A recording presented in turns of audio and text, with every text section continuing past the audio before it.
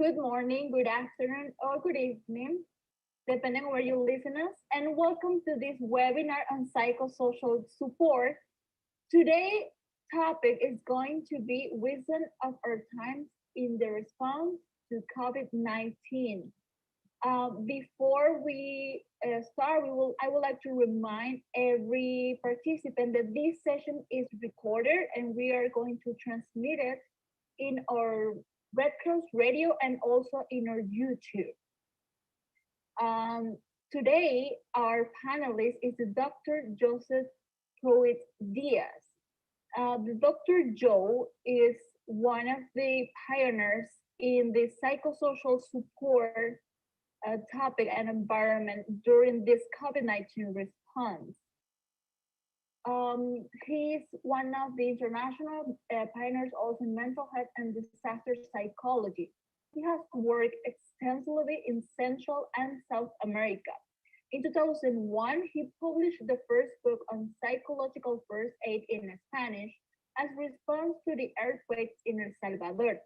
Between 2005 and 2008, he developed the concept of the community psychosocial support as a response to the tsunami in India, Indonesia, Maldives, and Sri Lanka as a psychological strategy. He has been as he has been used as the basis for the formulation for project guidelines at the mental health and psychosocial support guide.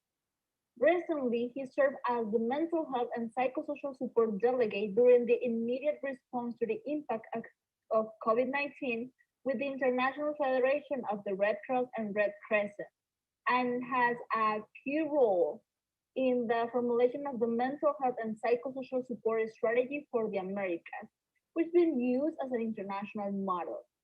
Over the past 40 years, he has served as field director of disaster response, advocate for mental health and psychosocial support in regional and international forums, and published extensively.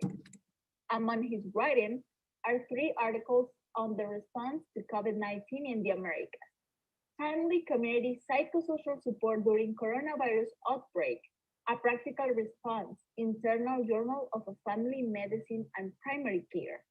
The spiral of recovery, mental health, and psychosocial support during a COVID-19 environment in the Americas, Journal of Psychology and Behavior Research. Mental health and psychosocial support to address COVID-19 in the Americas, a strategy of hope, International Journal of Mental Health and Psychiatry.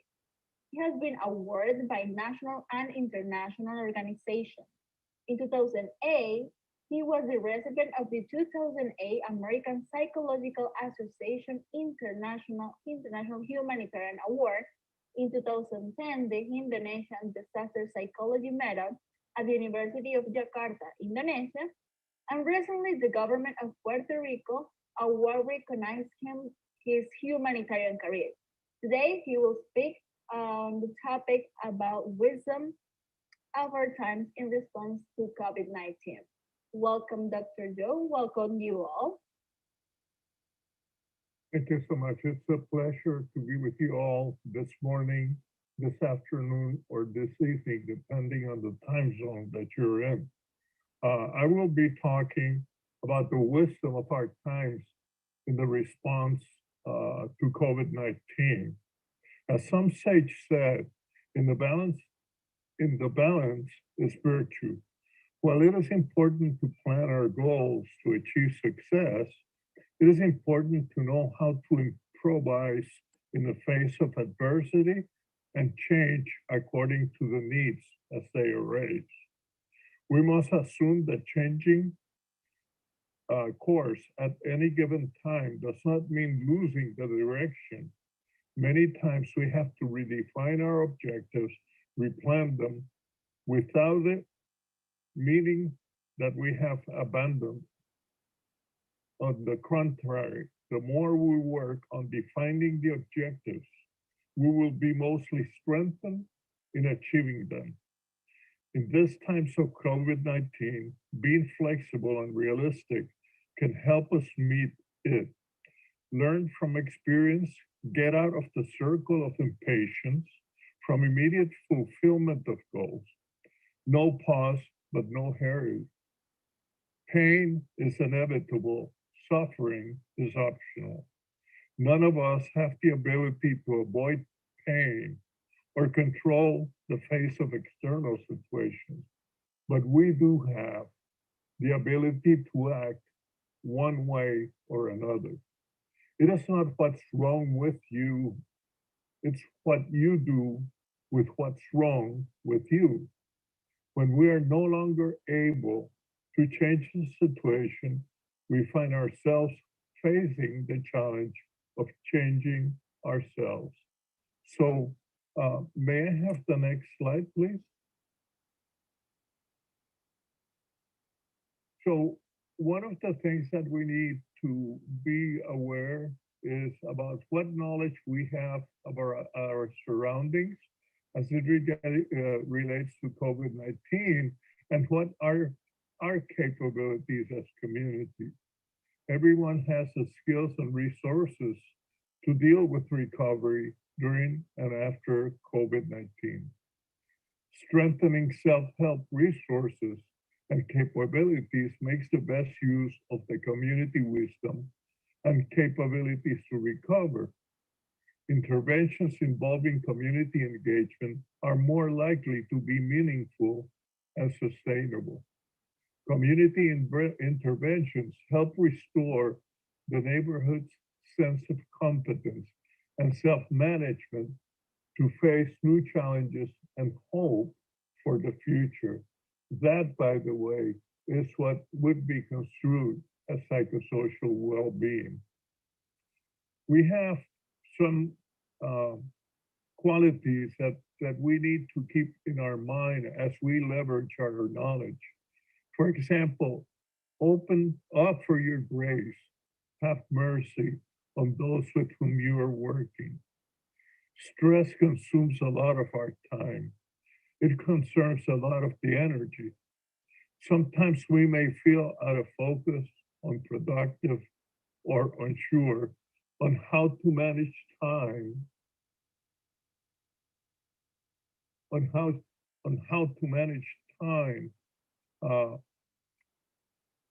during this COVID-19 uh, periods. And so therefore, we need to make sure that we keep tabs on what we're doing on a day-to-day basis. Keep a little note and remember, have mercy, be graceful, because all of us are undergoing the same situation, the same uncertainty. And sometimes we may respond one way, sometimes another, but we are all together. Secondly, we need to keep our social connections. Those connections at the end of the day can mean the world to our situation. Now is the time to stay in touch and support each other, consult others, family, friends, volunteers, colleagues. You can choose one person per day to connect with. One of the things that I do is that I have a list of friends from my church. And so I call a different person every day, or I send a message to a different person every day. And of course, I get a gazillion messages back from talking on Facebook to different friends. That keeps me aware of the situation in the world out there, but it also provides the opportunity for my friends. It opens the space for my friends to keep in touch with me so that I maintain a sense of social connection. Actively control stress. It's important to notice when you're stressed out. When you're stressed out, name it. What is stressing me out today? And so we need to learn to name our stress and to control that stress. One simple way that I utilize is deep breathing at least 5 times a day. Every hour on the hour, I get up from my chair and move around. And then at least every 3 hours, I drop what I'm doing and I go for a little walk. It doesn't have to be a long walk, but a little walk. Just get your body moving. So those are ways that we can control our stress. Move your body. Movement is a great way to relieve stress. Uh, I'm happy to be Hispanic, and that is that because I'm Hispanic, I'm listening to music all the time. And with the music goes the rhythm, the movement of the body, and so on. And what that does, it melts down the tension, melts down the stress level, and then gives you some fresh air into your body. For those who are currently quarantined, get some fresh air by opening the window or taking time to talk to a neighbor from one window to another. Third, I'm sorry, finally, is always practice inner attention. Be self aware. If you're self aware, you'll reduce your anxiety. Again, some deep breaths can reduce stress. Observe the natures and its surroundings. Look to what you're eating. Maybe you need to eat differently or eat less.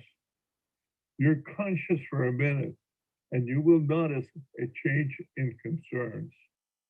And it can help us focus on what is really important for us today.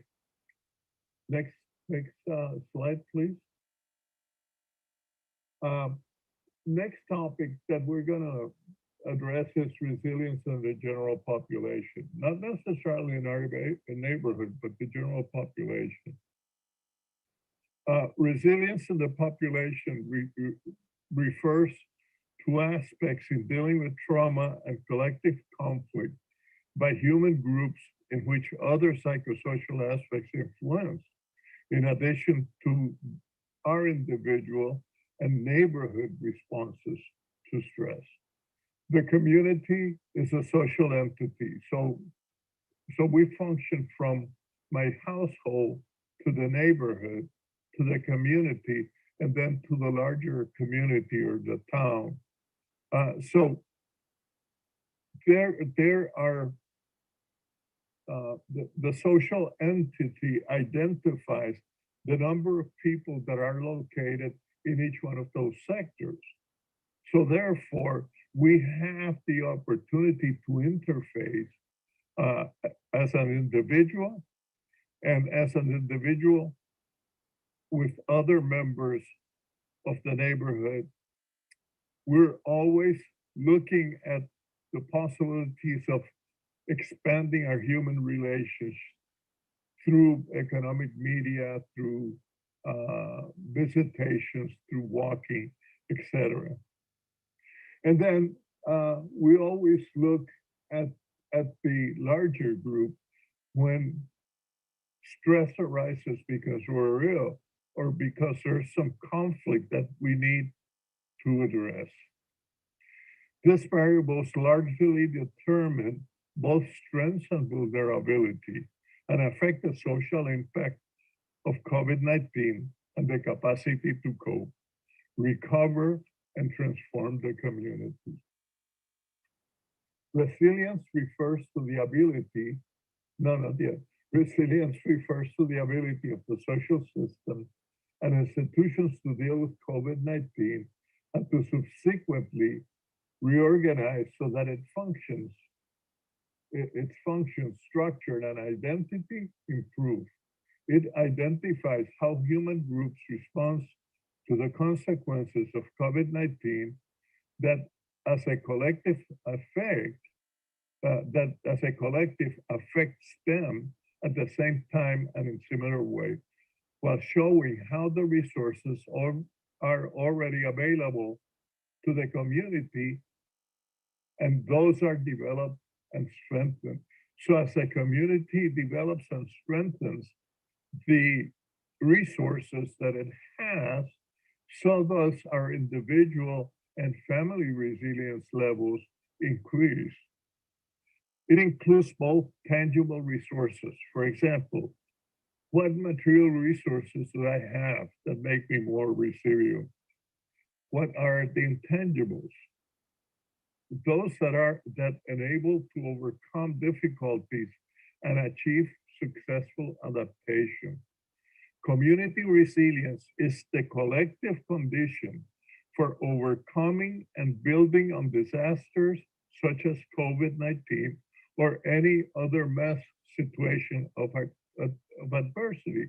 For example, I am talking to you from a very cold spot where there's snow and ice, where usually it's very nice and the birds are out and you can see people walking in the street. But today we're worried about whether the lights have gone off and we have no electricity. Other people are worried that they may not have heat in their home.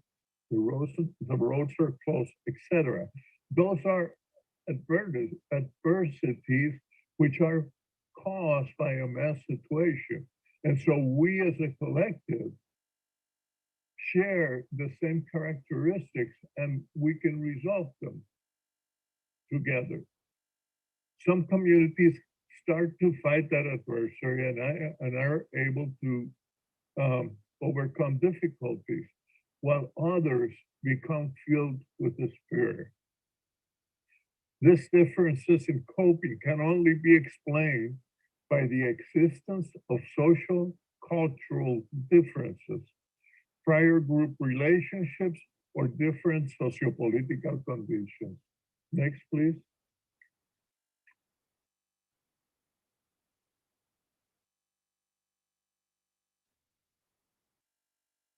Uh, the next slide talks about reaching resilience in our community of endeavor, and I've put two different uh,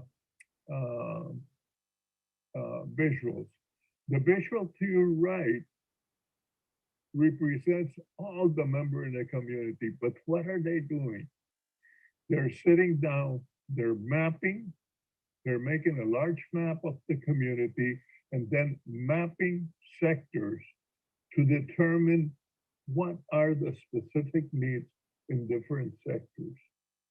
For example, here in the state, we address issues related to language, to culture, to context. We would do the same thing in Guatemala, except that, in Guatemala, we would have to consider the native population, the language that is spoken by the majority culture and by the native population, and what are the contributions that that native population can have within the community. If you look at the right of my screen, I guess, yeah, it would be the right of your screen. You can see people who are doctors, people who have the capacity to saw down a tree. Others have a rake. Others brought food, et cetera, et cetera. There's even a bread maker or a cookie maker. So that you involve everybody in the community in the collective, in building your collective resilience. In the left side, in my left side, there are factors that influence our adaptation to the current setting, i.e. COVID-19. Let me say up front that COVID-19 is affecting the linguistic, cultural, and ethnic minorities more than the general population. It affects the children less. It affects the elderly more. It affects the person that has access to medical care and more or less than others that have not. One thing is important within all these conditions that I'm sharing is that we wear our masks, that we maintain physical distance, that when not necessary to be out, we stay in our homes, quarantine in our bubble with our family, And that has been proving to reduce the impact of COVID-19 on the general population. And of course, we will eventually at some time get the vaccine uh, up and down, and that will help us all. So mutual support, especially to help those that are affected or infected, is seen as an essential element in strengthening the community engagement mechanism. The heritage of our human evolution has endowed us with the ability to feel the social pain of others and compassion to care for those who are in situations of vulnerability. Next, please. I mentioned Guatemala.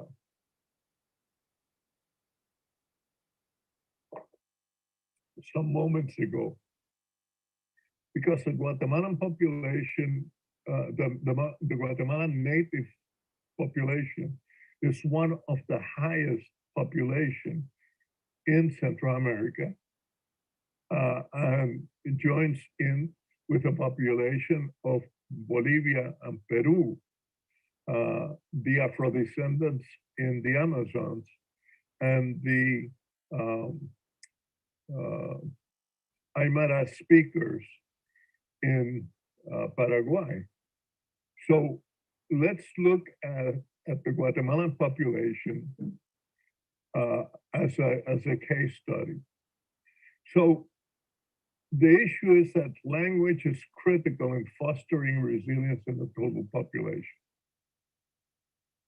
The breach in language is the breaker of information sharing, specifically crisis information sharing amongst diverse parts of the population. The impact of COVID in indigenous people is dramatic in terms of health. There are more indigenous persons affected and infected than non-indigenous persons. The mortality is much higher than the general population. So the reason mortality is much higher than the general population is that preventive actions have not been sufficient. And the other piece is the cultural factor. In indigenous communities, maintaining contact, collaborative decision making, collaborative sharing amongst the group prevents confinement and therefore not using of masks and other non-confinement, not maintaining space affects the people. Now, here in the right side, I'm presenting a handout, an infographic that was presented, that was prepared in the Nam language to notify the people. So what am I talking about here? Our language is an integral part of our individual and community life. And it's also an essential tool to learning. That's how we learn. All languages in which migrants speak and write contribute to their ability to interact with other cultures in diverse sociolinguistic contexts.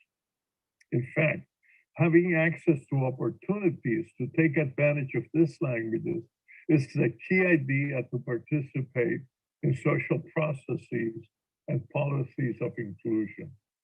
In addition to promoting the links between the native language and literacy and fostering a sense of belonging, multilanguage learning provides more opportunities for the individual to explore their local community and develop a global awareness of the aftermath of COVID-19.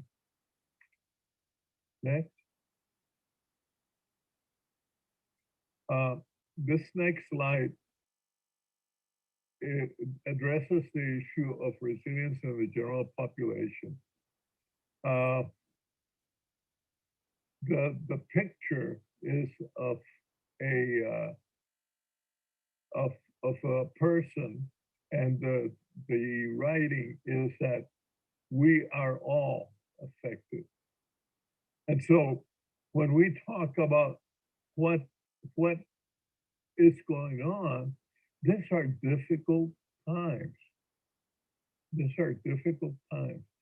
COVID-19 has created especially difficult um, time for us to be able to um, prepare, to adapt and adopt measures that will keep us safe, and to begin to fathom about what is going to happen to us in the future. All of these conditions have psychological implications because they increase the lack of knowledge, increases our level of stress. We, at this time, it is not known how the pandemic is going to affect our future lifestyle. I do know from my optic that I will be able to work from home more. I will be able to communicate through the computer with other people. That's on a positive side. On the negative side is how much information will I have from my community, from my church group, from my work group, from my social groups, etc. So we have had 1 year in which we have been disconnected. It's going to take a while to come back together. Uh, think about it when you watch at all the stressful events that have been shown on television all over the world as related to COVID-19 and being isolated. How much flack the governments uh, have received because of keeping people from going shopping, from acting together, from going to school or other social functions. And how will this change as time evolves? The horizons of our daily life have changed. I'll give you my example. I would wake up in the morning, drive 15 miles to my office, spend all day out there, go for a walk, and then come back in the afternoon. The horizons of my daily life no longer exist. The horizons of my daily life no longer exist. And so our ability to travel and interact freely have suddenly been limited. Anxiety and distress are normal responses to such extreme circumstances. What is different is the way that we react to it. So we need to make sure that we keep, in some way, maybe a sentence or two every day of how we are reacting to this pandemic now, and possibly how will we frame a recovery maybe a year from now. The concept of COVID-19 within the indigenous population is more linked to the balance of harmony between human beings and nature. So we're more interested on making sure that we have all kinds of communication devices, but within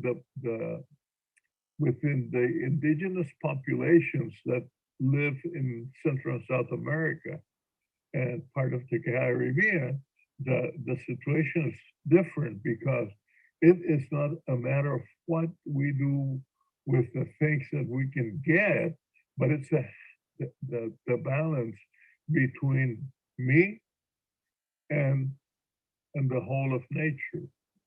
Um, so, and of course, the universe. So it's an ecological view of existence.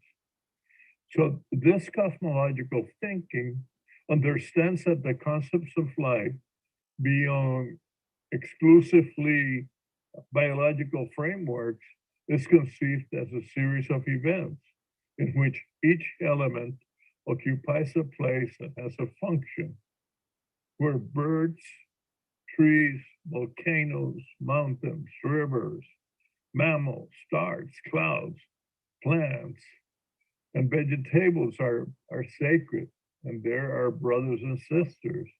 And we're all children of Mother Earth and Father Sun.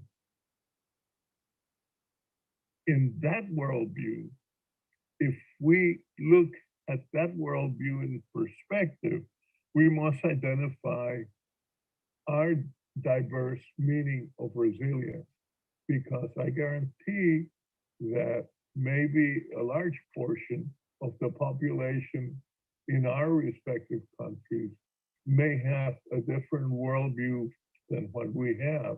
And therefore, that will affect the behaviors exhibited as we as a community try to address the issue of recovery uh, from the COVID-19 pandemic and its social, psychological, and cultural impacts. Next, stress is a normal reaction to abnormal events. I agree with that. If it's a short period in which I feel stressed. But when month after month I have been quarantined in my home because I am elderly, then that stress is abnormal. It's abnormal. I begin to behave in ways that are not typical ways that I would behave because of this abnormal event.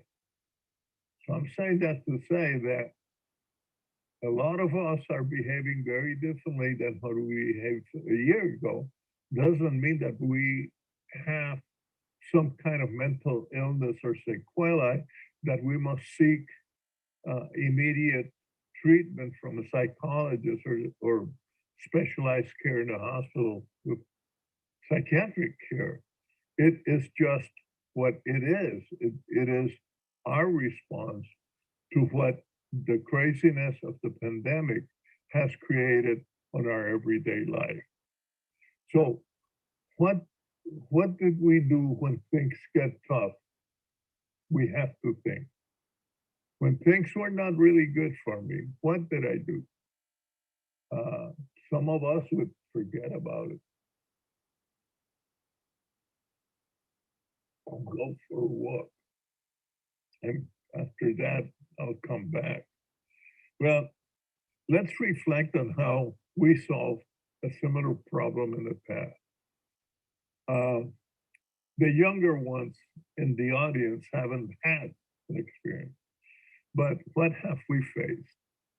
We have faced the Zika virus in the Americas. We have faced Ebola in some parts of Africa and in some parts of the Americas.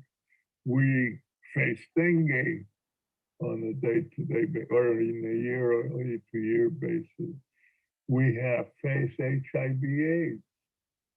So in a short period within this century, the last 20 years, let's say, many of us have had experiences that imply diverse diverse behaviors caused by pandemics. So we have been able to resolve them. So what did I do in the past to address dealing with a pandemic? Well, several things. We can choose all the negatives, but what we can focus on isn't positives. Let's focus on gratitude. The brain circuits are programmed to notice the negative, and that's what we remember the most. We have to act proactively to balance the balance. We have to seek balance. And so the deal is that that if I go back to my to the wisdom that I've generated over the last 20 years, then I can put into practice uh, what are some ways that I can act moving forward and getting ready to when COVID-19 is over. Let's say we write down at the end of the day one or two good things that happened. Let's take a moment to open the window and just let the breeze comes in or come in. Find some way to fully experience the moment instead of allowing concern about the future to be balanced on you. Don't do everything on your own. Seek help from others. Don't do everything on your own. Seek help from others. There are people, especially us Red Cross volunteers, have a tendency to want to do heroic things. Because if I do heroic things, then I will feel that I have achieved something on my own. Well, COVID-19 is not an individual thing that can be resolved by the individual him or herself. What really helps us cope with challenging moments like this is having people to help us meet our needs. And so it is a good thing to ask someone for help. Third is practice. That is easier said than done. I don't like to stay at home any more than anybody else. I like to be on and about. However, it is just like any other skill. What happens if you want to learn a bike? You start learning how to ride a bike and you fall down. And guess what? You get up and you try a second time, you fall down. You try a third time, and then your body and your head begin to develop a sense of balance. And once you have that sense of balance, then you can ride the bike.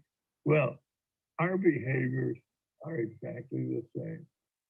We'll practice a behavior one time and it doesn't work. We'll practice a behavior a second time and it doesn't work. But eventually things will stabilize. And fourth, stand your ground.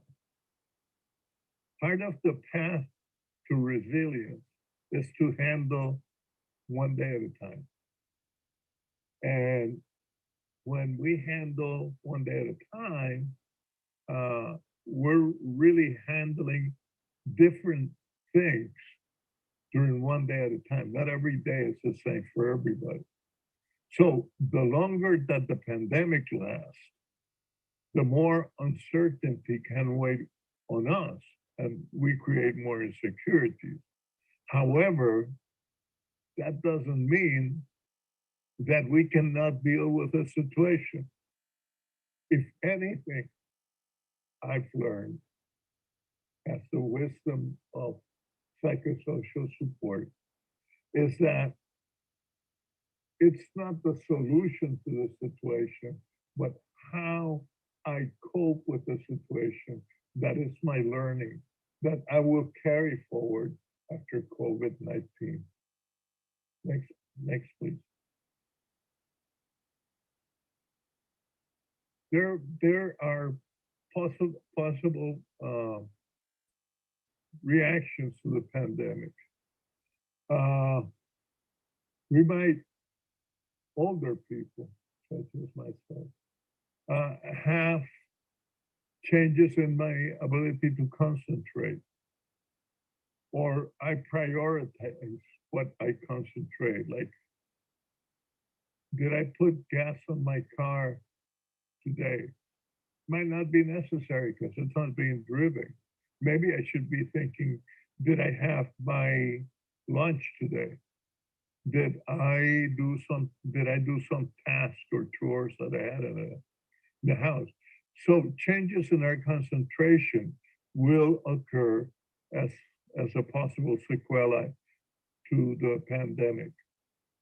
Secondly, irritability. You're going to be mad about everything. The radio side, the TV side, the kid is on the cell phone all day. We only have a computer.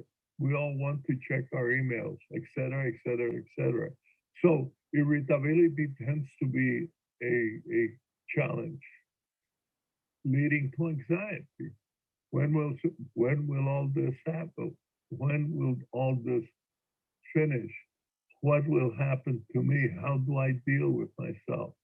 And so you begin to generate anxiety, and you notice anxiety because you're having headaches, you're having double vision, you're sweating a lot in spite of temperate um, climate, uh, you're shaking a lot. So your anxiety level goes up. You're not able to sleep as well. And some people don't sleep a whole lot, maybe 5, 6 hours a day, but that's enough for those people. But if you sleep for an hour and then all of a sudden you wake up and then you sleep for an hour and all of a sudden you wake up, then you have to check that. In other words, it has to do with reduced productivity. What are the things that I was able to do prior to the pandemic, and how productive am I today? Do I spend many more times watching the news or a novela or a movie on TV than doing the productive things that I'm supposed to do?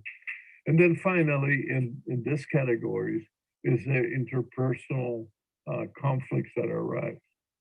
So feeling of uncertainty, fear, responsibility, and anguish are the most important expressions amongst those affected and infected by COVID-19. The feeling of responsibility includes the importance of individual and collective care and responsibility to prevent COVID-19. Increasing cautions against the disease and prevention are key aspects. The way the virus spreads requires greater attention to your own body. For example, wash your hands, maintain your distance with other people, avoid contact if you can. This translates on have respect and cares for others as well as you do, especially when there are people around you in your neighborhood that may be more vulnerable to the virus, either because they're elderly or because they have illnesses that may affect their respiratory system. Also, question other people. Have to open the space to question other people when they are not facing the preventive measures, because that's really at this time an irresponsible behavior from anyone else, from your neighbor, from a dear one, or whatever. So there's at least two things that I am always concerned about, which is anguish and how anguish can lead to depression. So anguish anguish appears as a feeling of perpetual sadness. I'm always sad. It leads to that sadness leads to other sequelae, which might end up in depression. Sometimes these feelings are linked to other people, such as loved ones, or to people in situations of social exclusion. Second one has to do with isolation. We're all in one way or another isolated. So the pandemic generates a sense of vulnerability that relates to fragility, insecurity, the possibility of dying due to probable infection, and also the impotence that this generates. Less frequently, feelings of lack of control expressed as madness or crisis chaos and paranoia uh, are generated by by the by the response we're giving to the exclusionary behaviors that we have to exhibit during the pandemic. Next.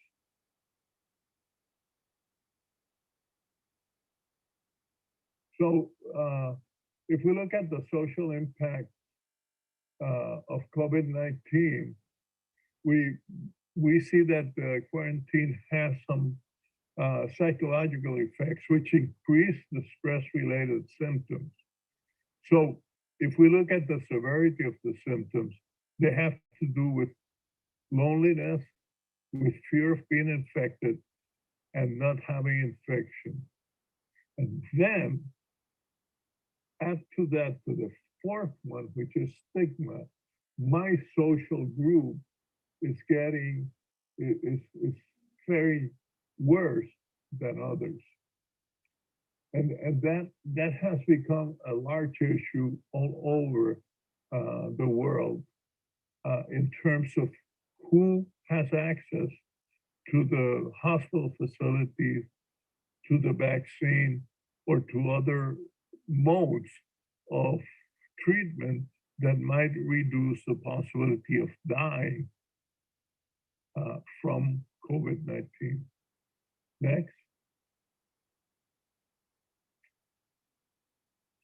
So there's some psychological first aid actions which are community-based. And I want to bring this out because we have the tendency of making psychological first aid a clinical phenomenon.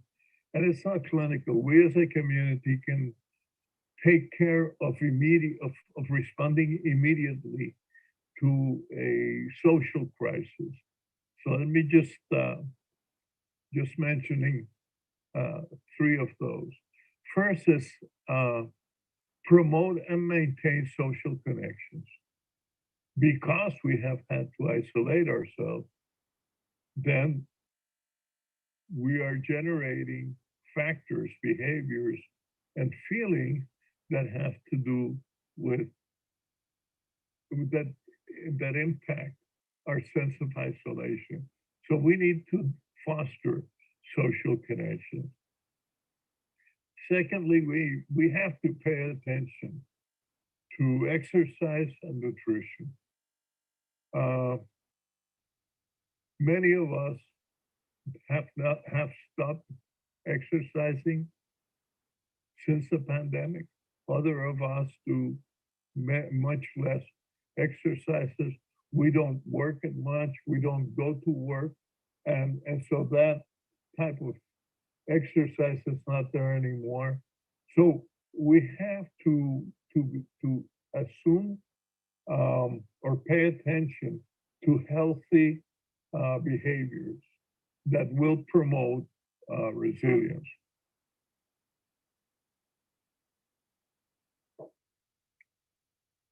And during COVID-19, it is essential to help people feel in control and have an understanding, have a plan for the aftermath. So for example, this is the deal. There's a vaccine. We need our current behavior should be, or current effort should be, I need to find a way to get the vaccine. So we should focus on that behavior and make that a community behavior so that we could all qualify and get the vaccines when those are needed. And then after that, we'll identify something else that we need to do as a social, that promotes social connection within our neighborhoods and the communities. Next. Uh, let's look at resilience and the volunteers. And one of the things that uh, the the Spanish version of this presentation we were able to include, and I really wasn't able to include the nice citations on the English version, is that in this segment, it says, there's no problem that that doesn't occur simultaneously where you can't find a solution and see a crisis simultaneously. Always find a problem because you need to develop the skills for for problem solving, and that's what we as volunteers do all the time. We want to do we want to be there at the moment it happens so that we can do a lot of problem solving. And guess what? There's many volunteers that train year over because they want to be ready for the moment that the disaster happens. You want to be the first person there to make the first intervention. But look, the quarantine has really dragged over time. There's, I don't know what was first. I know that sometime in February, I had my first COVID-19 intervention, but I don't remember the day and I don't remember what I did, other than it's written in my diary, and I can go back to it. And then in between the many interventions that have taken place, God knows. But the thing is that uh, we have looked at at the at, at the causalities of COVID-19 over time. And so what do we remember? We remember social inequalities. We remember lack of economic and health resources. We remember not able to withstand the crisis uh, that that have hit the entire population of our country and of the world. Uh, we find that in spite of trying to volunteer as much as we can, we are so tired. We're so tired that it is very hard to continue to volunteer. And we have, but we have seen the goodwill of volunteer citizens all over the world. So that's a good thing. The globalized world in which we live and which COVID has spread has allowed millions of people to connect, empathize, and become aware of the social situation. So that's another positive that we can count as volunteers towards our own resilience. And thirdly, that the organization of volunteer brigades, which might be a communal brigade that will deliver food or take toiletries, where the young and the old are mobilized to become volunteers, helps the well-being and resilience development of these groups. Because here's an occasion where everyone has the opportunity to participate. So we are no longer looking at institutions, but our own capacity and resources to help within our neighborhood, our community, and our village. In another context, once again, voluntary networks have been the key in the promotion of health with support from different tasks, such as the production and distribution of health and personal protective materials. Also, uh, in doing those activities, you're fostering psychosocial support but there is a segment of the population that is not receiving the physical help, the psychosocial help, and they're experiencing social inclusion. Volunteering for those folks that are experiencing social exclusion, or social, yes, social, that are not being socially included, i.e. the migrant population. Um, to be a volunteer for a Red Cross volunteer is a very important role. With its flexibility, availability, and speed of action, volunteering can help communities better recover, learn, transform themselves as part of the process, and encourage through the self-organization and building stronger relationships and improve trust and social cohesion. And this is probably the reason I like what I'm doing, because finally the Federation came up with Resolution 33. And Resolution 33 mandates that we as volunteers in our community mobilization program are able to mobilize our communities and also to provide psychological first aid. So if I'm going to be a community volunteer, I have to I have to be able to learn how to do psychological first aid, physical psychological first, I'm sorry, individual psychological first aid and collective psychological first aid.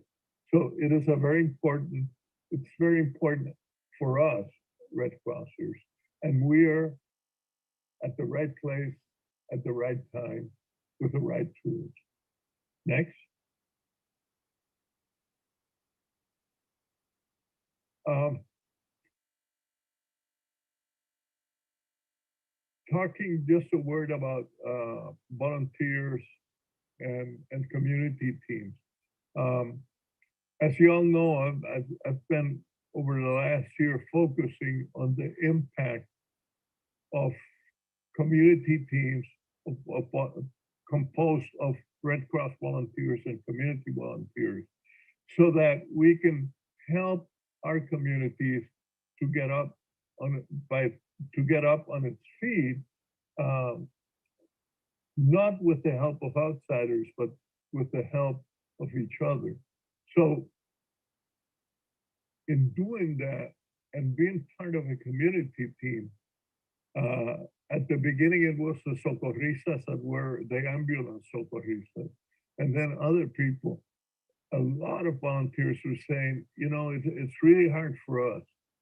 We're experiencing family separation, unusual situations, for example, body recovery in some countries, increased exposure to coronavirus because I don't have PPT.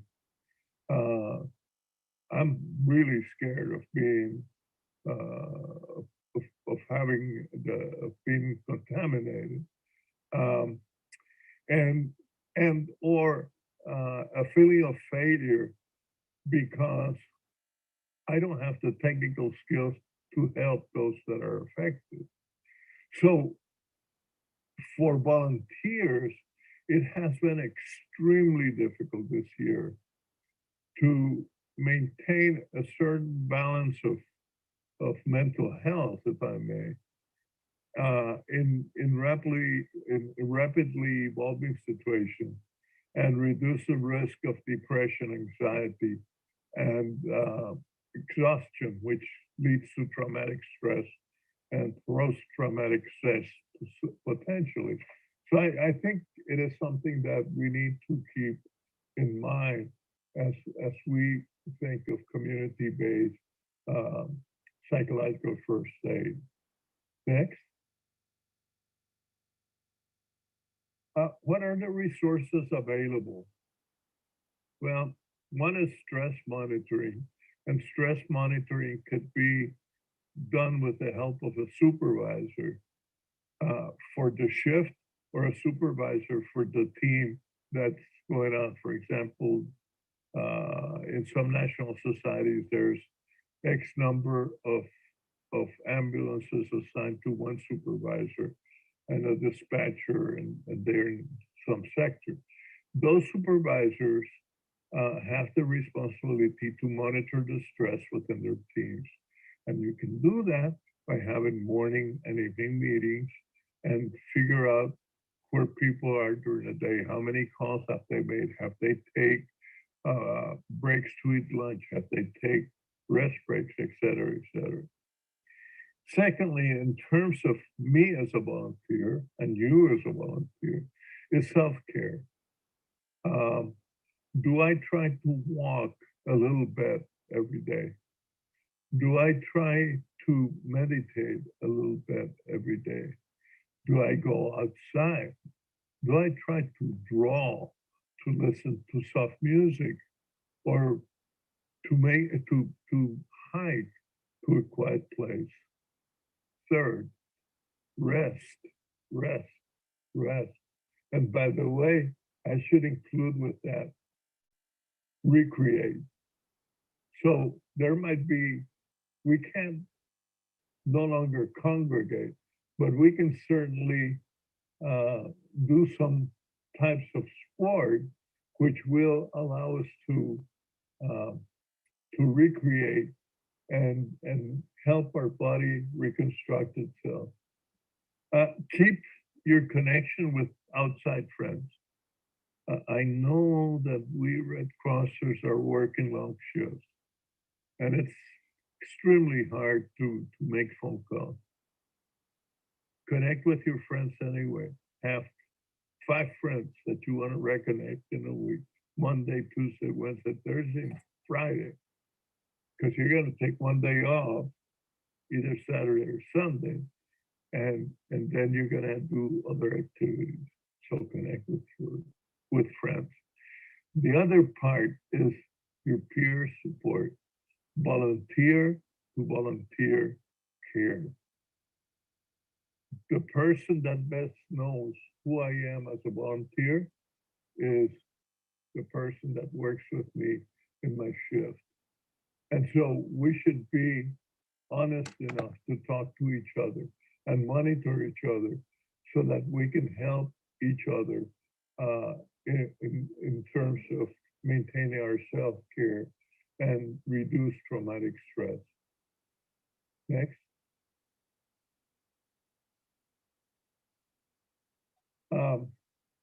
Let's talk a little bit about community resilience. I'm going to take a different tack. If calm is a way of, if calm in your soul is a way that helps us to explain what things are happening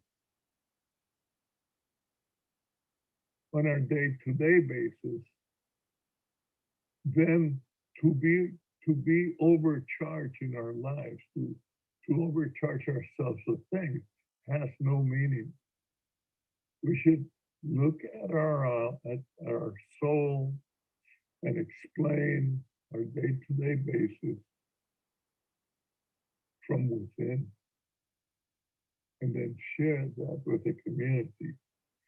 But there are some issues that the community needs to address, and they have addressed. And these are positives that have shown up with COVID-19. There is less pollution. The skies are cleaner, and we can see all shades of blue that have not been enjoyed for a long period. Let me tell you, 2 days ago, I went shopping to this place. It was 5:30, and all of a sudden we're driving up the hill. When we hit the hill, there was this beautiful sunset. It was just fantastic. Hadn't been there for a long time, but there's less pollution. Because there's less pollution, you can see the beauty of our bubble, of our surroundings. Animals appear on the scene, invading the streets. Yesterday, I was walking, 3 deers ran past me. The skies and oceans uh, have become cleaner, and more fish are being reported. There are clean and crystal clear waters in many places, and the flora right now invades everything, making it its way to the next station post COVID-19. Secondly, is that yeah, it's been bad to be in quarantine, but you know what? It's we've had an opportunity to have quality of life with the family. Some of the most positives, necessary and valued of the whole situation. Saving the distances that we're going on vacation, which most parents and children spend 24 hours a day together. We have time to even cook together and play, chat, yes, even fight, have fun, get bored or not get bored, but we're together. And so strengthening reaffirms our our family ties and our neighborhood ties and our community ties, which for lack of time, we could not do before COVID-19. And now we're being forced to do that. We've met a little bit more during COVID-19 times, and you have to admit that. Third is that there's more unity than ever. I've always heard that la unión, en la unión está la fuerza, in unity there's strength. And in this case, it seems true. Stay at home, the phrase that has been repeated the most and asked of us at all times. Fourth, generosity. Generosity has emerged everywhere and in all areas.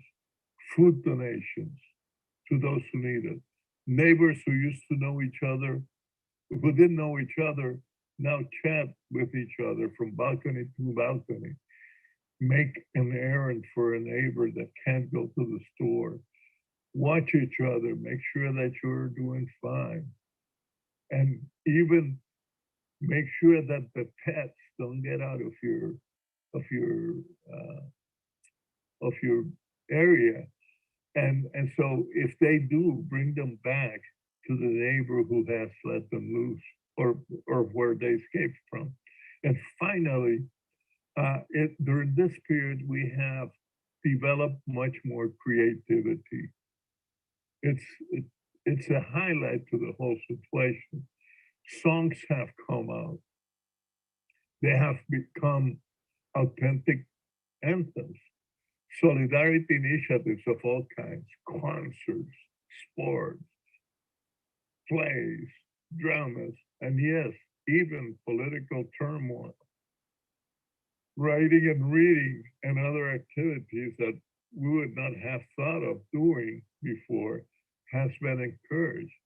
And probably in this last year, we've read more than one book or a lot more than 3 magazines. And even for some of us that get door-to-door service from some faith-based groups, have even read the materials that they left. So that's important. And that's part of our gaining. Those are components of our community resilience. Next.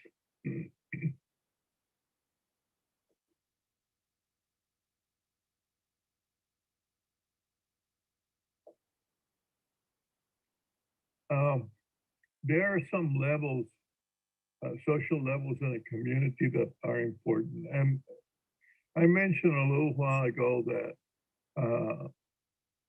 different people We should be inclusive of all the people in our community. Why?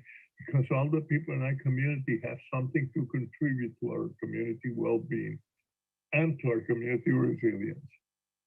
This used to be a natural event, uh, at least when I was younger. And it's a natural event amongst the native populations of our regions. And it's common amongst Afro-descendant people. As a matter of fact, uh, people who are elderly or people who, for some reason, are not integrated in a great society have a tendency to care for each other. They have given a certain importance to their social level. So, what are some things that we need to care for? Um,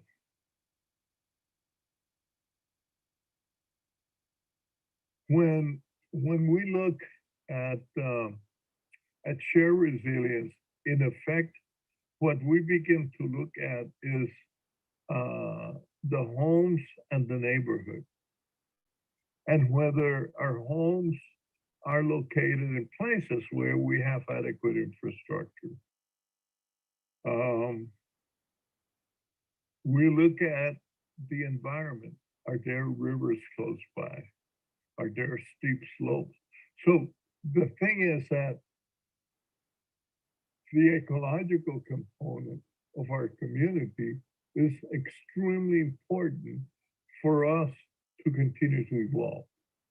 And so, because of the COVID-19 pandemic, we have to be specifically careful of what our ecology looks like and what our green zones looks like and how we can share them.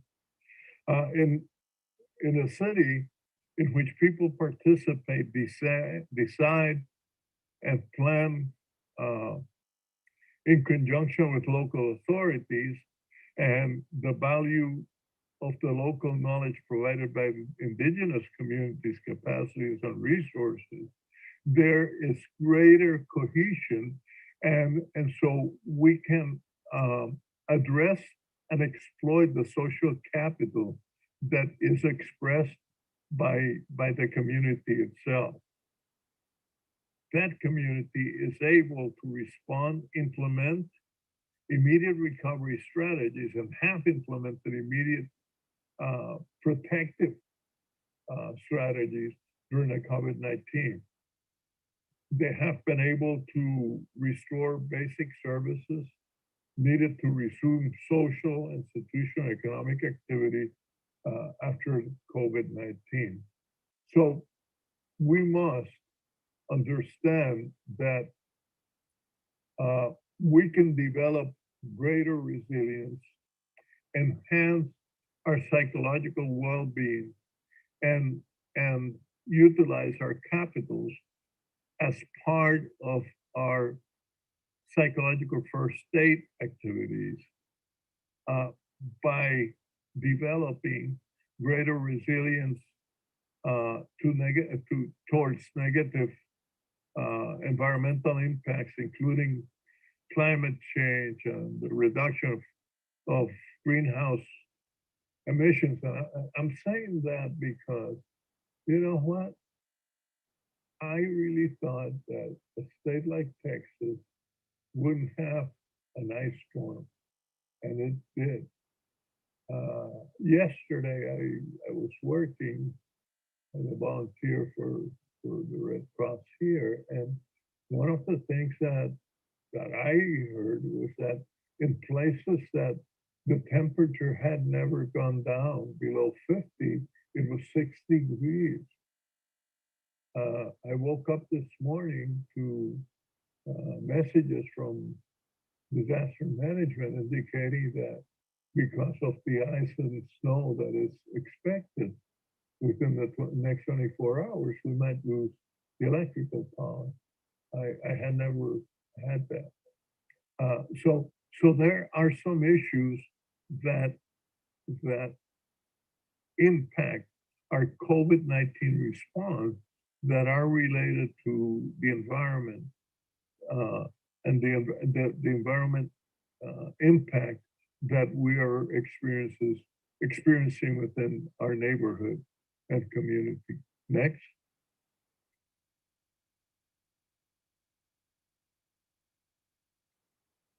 Uh, I would like just to mention a second level of social, or the importance of social level, and that is we need to communicate with one another. The more we can communicate with one another, the more the more information that is shared related to COVID-19 vaccination, and yes, beginning to find solutions to the isolation problems. When are schools going to open? When are restaurants going to be open? When are my favorite foods coming to the supermarket, et cetera, et cetera, et cetera. So those are things that enhance our the psychosocial stress that has been imposed by COVID-19. And then the other piece is that we together as a community are responsible for our community resilience and for minimizing the impact of COVID-19 on the society. Together we can. And it takes the youngest member of the community to persons that are differently able, and in between, younger, the elderly, and those that have impairment are part of the recovery of our community. They are the ones that will make community resilience a reality in the near future after COVID-19. Next.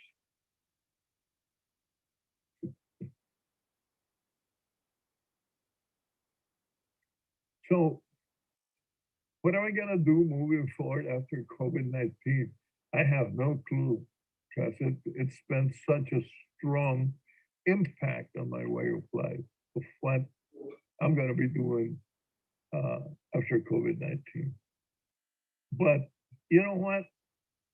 Resilience, our resilience behavior, both individual and community, are going to be very important. So if we talk about resilience as recovery, then the perspective of resilience is part of the idea that all human people and groups have within themselves elements that lead them to their development, to normality, and to the balance when they have been altered, or they bring balance when they have been altered. So that's what recovery would mean. But we have to focus as we move forward on resilience as a transformational event for all of us in our life, in our generations. And that involves a more complex dimension, because people have been able to resist. They have protected their integrity despite the threat, and also be strengthened. People have been strengthened. They have been positively transformed by this experience. It includes this experience of COVID-19 today, here and now. Includes regeneration, conversations with many people, personal reorganization, and where appropriate, social openness to new opportunities arising from COVID-19 at a figurative level and at an ecological here and now response. So in conclusion,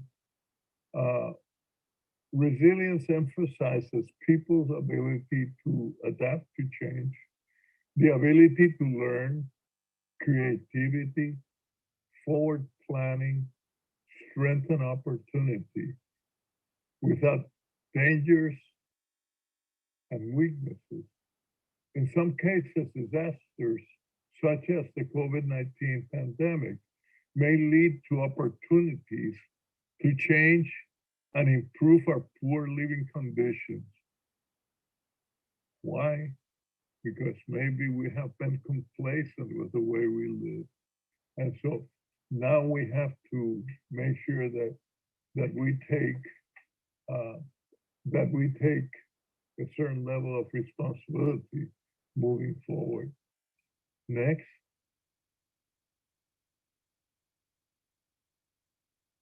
So my last piece is forward, always forward. And this is my last slide for this series, but we know that certain initiatives have begun to understand the impact of psychosocial support on COVID-19 on the pandemic. Many ecological studies are going on, and also clinical studies and studies within the social realm. And we will know a lot more about what will happen or what has happened and how we've all changed after the pandemic. It's important to gather data on how people who have been affected and infected in our communities have reacted to COVID-19, to identify the factors that are associated with resilience according to context, the strategies that we have used or developed to face the pandemic, and the history of our neighborhoods and communities. We know that at the community level, when we talk about psychological first aid, we should focus the strategies of community first aid into the development and recognition of what resilience means for our groups. An identification of psychological first aid needs for a stable population is going to be different than for a migrant population. The techniques for psychological first aid within a more modern population is going to be different from Afro-descendant Amazonian people or the native populations in Bolivia, Peru, and Guatemala, and Mexico. And so this exercise, the study of psychological first aid and psychosocial support in the community and its impact is essential to stress what for us to learn what we have had to do, what are the positives moving forward after COVID-19. And so this is the last slide of this presentation. Unfortunately, we will not be able to meet tomorrow or to meet presentially. However, the last slide of the presentation, if you can pass my address. If you have any questions, do feel free to send me the questions. I usually read them and respond to them in slides in the following presentation. We will be meeting again in 2 weeks. And so please do not hesitate to forward any questions that you may have at joseph.pruitt2@redcross.org. thank you very much for your time and your attention, and have a great day and a great week and a great 2 weeks. I will see you again in 2 weeks. Thank you so much, Dr. Joe. I'm going to share my screen on the agenda for the next sessions. Can you please confirm me if you can see it? Yes, I can see it. Perfect. So the next session, we're going to have it on March 12th, and it's going to be about encouraging self-care in volunteers. The next one in English is going to be on March 26th, and it's going to be about what is psychological first aid, mechanics of intervention. And on April 9th, we're going to have topic identifying the 3 R's: reaction, risk, and resilience to determine the need of psychological first aid. Thank you so much, doctor, and thank you so much, everyone. Take care and stay safe. We see each other in a couple of weeks. Thank you Bye. so much. You have a